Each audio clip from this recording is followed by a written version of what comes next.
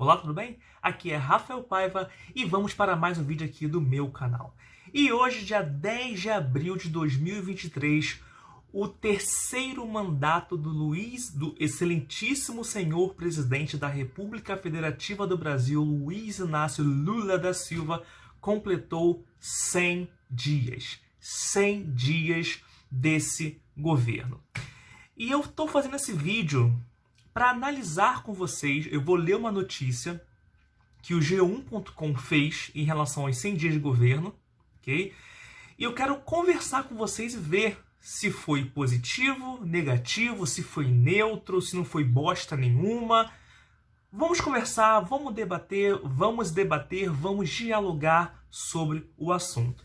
E a pergunta que eu faço para você inicialmente é a seguinte: nesses 100 dias de governo, no seu convívio social, no seu contexto social, no seu contexto político, no seu contexto econômico, no seu contexto cultural, talvez, o que mudou? O que foi útil e o que foi inútil? Primeiro ponto, você tem acompanhado política no Brasil? Ou você apenas votou, né, como se nada tivesse acontecendo, deixou seu voto lá e azar do mundo, azar o Brasil que se exploda? Esse é o primeiro ponto. E eu faço um convite para você. Seja político. Faça política. Você é um ser político. Você não é apenas uma pessoa que já vai lá com o dedinho, clica na tecla lá e tá bom. Não. Você é um ser pensante. Você tem seu senso crítico.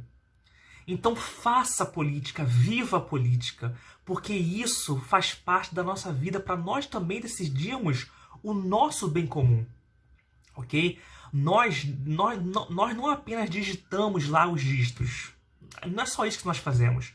Nós entregamos as pautas do nosso bem comum para aqueles vagabundos maravilhosos que nós adoramos e idolatramos. Entendeu? Enfim, vamos lá. 100 dias de governo Lula. Principais medidas, polêmicas e viagens. O terceiro mandato presidencial de Luiz Inácio Lula da Silva completa 100 dias nesta segunda-feira, dia 10. Logo no início do período, o presidente teve que lidar com os ataques golpistas que vandalizaram as sedes dos três poderes em Brasília. Depois, com a situação normalizada, pôde avançar em promessas de campanha, principalmente na área social, como a volta do Bolsa Família. O período, no entanto, também foi marcado por declarações de Lula que causaram polêmica e agitação na política e no mercado. Por exemplo, as críticas ao Banco Central e à taxa de juros. Os primeiros 100 dias confirmaram também tendências que já haviam sido antecipadas por especialistas. A nova posição do Brasil no cenário internacional e uma agenda intensa de viagens oficiais. Aí o G1 dividiu em cinco capítulos: os ataques golpistas e a crise Yanomami, as falas polêmicas de Lula, as viagens, as principais medidas e a articulação com o Congresso. Vamos lá. Ataques golpistas e crise Yanomami.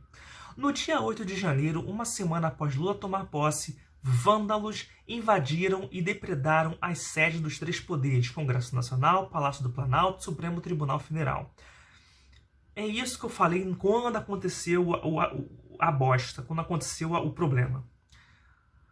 Os bolsonaristas queriam entrar nos livros de história como heróis.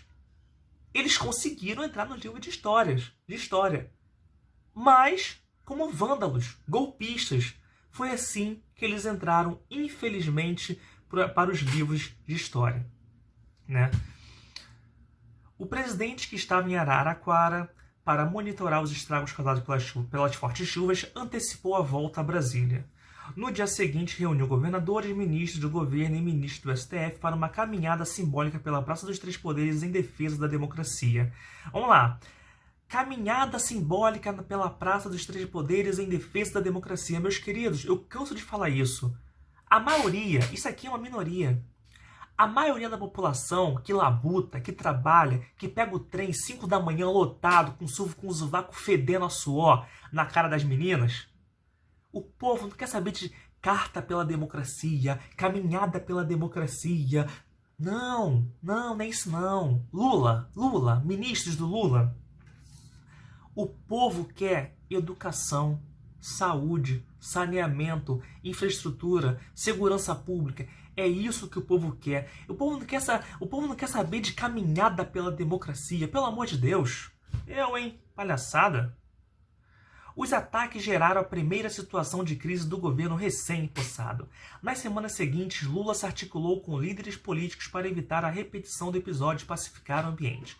A Polícia Federal, por sua vez, iniciou procedimentos para investigar e prender os responsáveis pelos atos golpistas. E, claro, como eu canso de falar aqui, até porque eu não sou nem petista, nem bolsonarista. Fez merda, tem que pagar pelo crime que cometeu. Se tiveram vândalos e que foram lá fazer atos antidemocracia, a favor de ditadura, a favor de AI-5, tem que ser punidos com o devido teor da Constituição da República Federativa do Brasil. Devem ser punidos. Devem não, tem que ser punidos. Ok? Aqui ninguém vai passar pano para ninguém, não. Ainda em janeiro, o governo federal teve de lidar com outra crise, o agravamento da crise humanitária da terra indígena Yanomami, fruto da invasão de garimpeiros e do abandono da ajuda estatal. Novamente, eu fiz um vídeo falando sobre isso. O governo Bolsonaro mandou sim verbas para os Yanomamis. Mandou, mas não foi suficiente. Não foi suficiente. E outra coisa, o pior que não mandar é a omissão do governo federal. Aí que está a crise, aí que está o pior. E eu também farei isso aqui no meu canal. Crianças e adultos Yanomami foram identificados com quadros graves de malária e desnutrição, além de casos de pneumonia e contaminação por mercúrio, metal usado pelo garimpo ilegal sem qualquer monitoramento. O governo federal lançou a Operação Yanomami para retirar garimpeiros da terra indígena, destruir equipamentos, investigar a cadeia de comando das operações e garantir assistência aos indígenas. Passados 2 meses, no entanto, ainda há registro de extração de clandestina e resgate de crianças em condições críticas de saúde. Falas polêmicas. Algumas falas polêmicas do presidente marcaram os 3 primeiros meses do mandato. Em visita à Terra da Raposa, Serra do Sol, em março, Lula afirmou que, apesar de toda a desgraça, a escravidão trouxe uma coisa boa, que foi a mistura, a miscigenação. Agora imagina, cara, imagina se Bolsonaro tivesse falado isso aqui. Imagina se o Bolsonaro ou qualquer líder da direita, conservadora, liberais, tivesse falado uma frase como essa. Prisão na certa. Ou inelegibilidade, né? Outra declaração polêmica foi direcionada ao senador Sérgio Moro, que condenou Lula enquanto era juiz. Após uma operação da Polícia Federal que prendeu suspeitos de arquitetar assassinatos e sequestro de autoridades, Lula disse que via armação de Moro no caso. Vamos lá.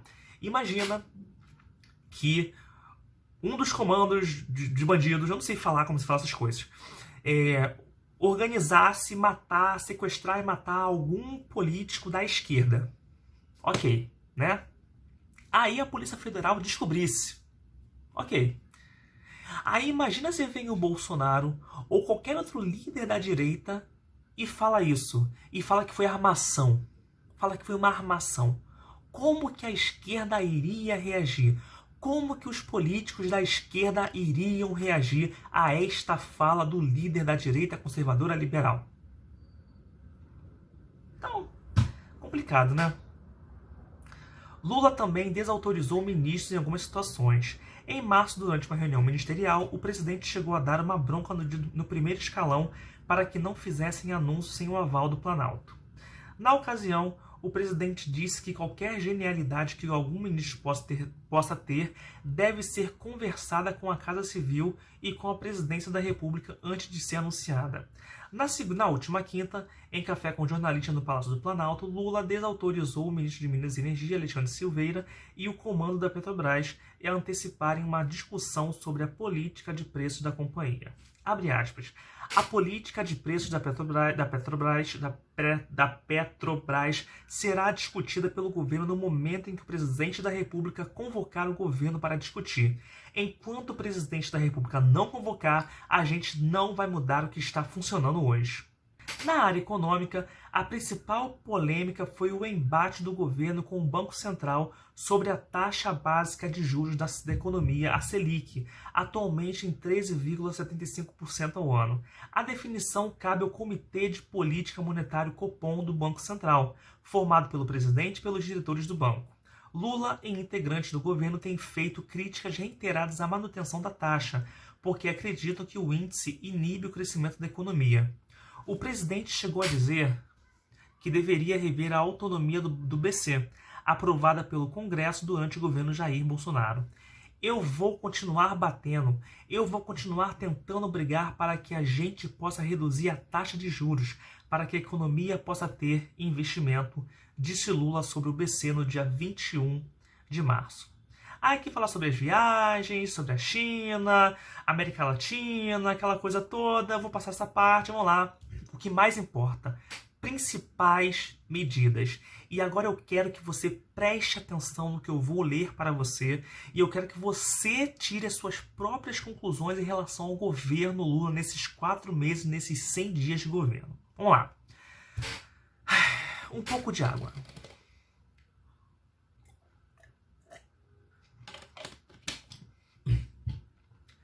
Uma das principais medidas tomadas no início do governo diz respeito ao acesso a armas pela população. Ao tomar posse em janeiro, Lula assinou um decreto que revogou uma série de normas do ex-presidente Jair Bolsonaro que haviam facilitado o acesso a esses itens.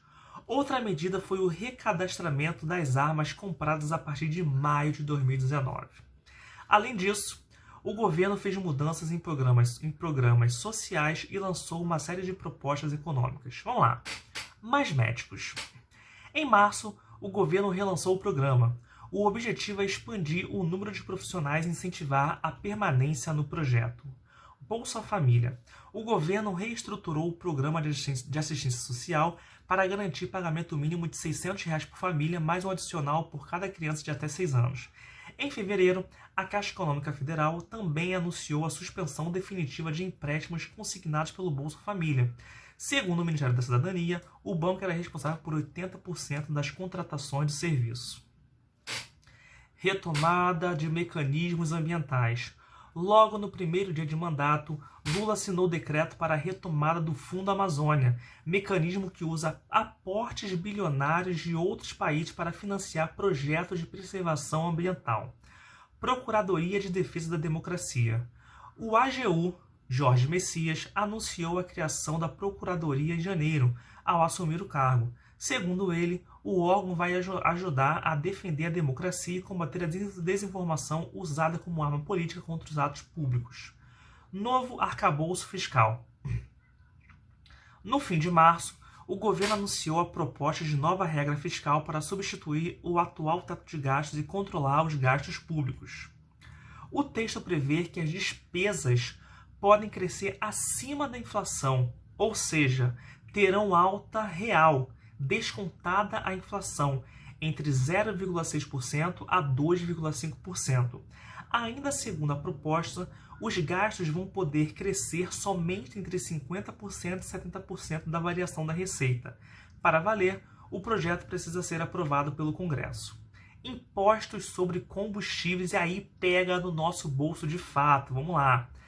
Após um embate entre as alas política e econômica, o governo decidiu retomar a cobrança de parte dos impostos federais que incidem sobre combustíveis. Os tributos tinham sido zerados pela gestão anterior. Com isso, a gasolina passou a ser reonerada em 47 centavos por litro e o etanol em 2 centavos. A medida vale até junho e os impostos podem subir ainda mais a partir de julho, pois voltarão a ser praticadas as alíquotas vigentes antes da desoneração, que são maiores. A decisão final caberá ao Congresso, que vai analisar a medida provisória que trata do tema.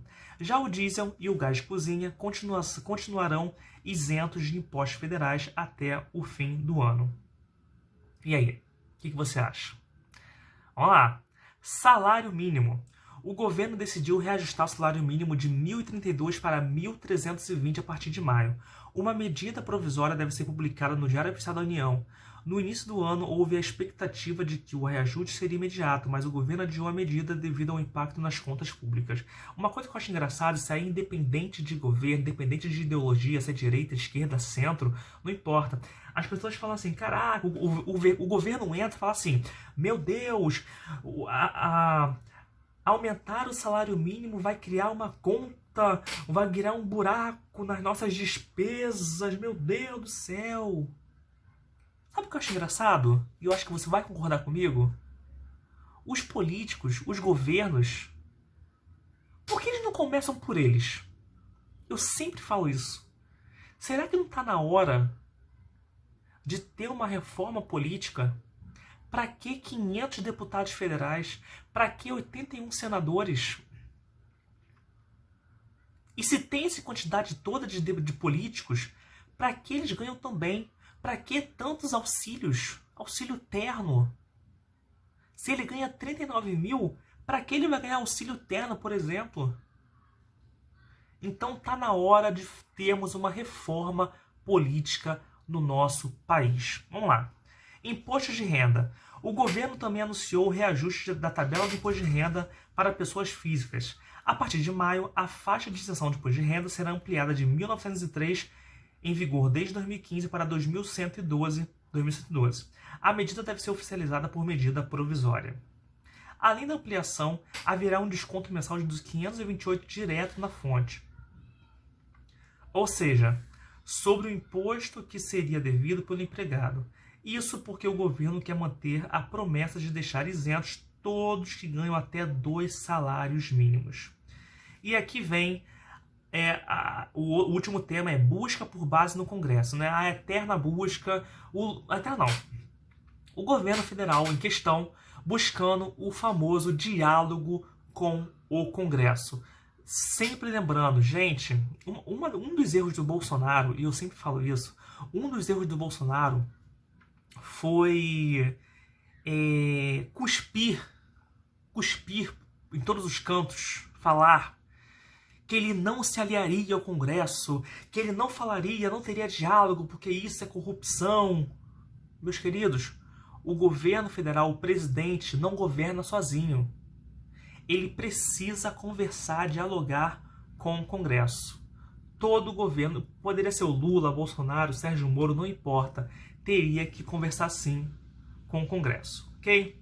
Enfim, essa é a notícia que eu li para vocês e agora eu faço a pergunta para vocês.